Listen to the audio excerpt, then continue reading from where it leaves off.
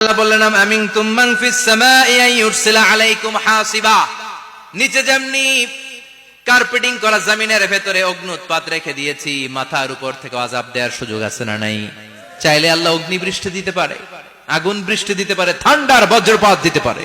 আপনারা লূত আলাইহিস সালামের কওমের নাম শুনেছেন?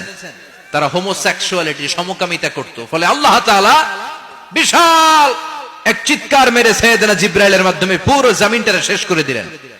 ফাজআলনা আলিয়াহা সাফিলাহা ওয়া আমতারনা আলাইহিম হিজারাতাম মিন সিজিল। তাদের অপকর্মের কারণে জর্ডানের ওই এলাকাটাকে আল্লাহ বললেন, জিবরাইল এলাকাটারে হাতে তুলে নে, আকাশের উপরে তুলে পুরো এলাকা সহ মানুষ সহ জমিনের মধ্যে গেড়ে দে।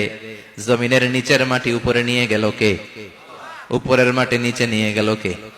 পুরো জায়গাটা এখন ডেড সি হয়ে গেছে। কি সি? ডেড সি নাম শুনেন নাই বোধহয়? আজকে শুনে রাখেন, এটারে বলে মৃত সাগর।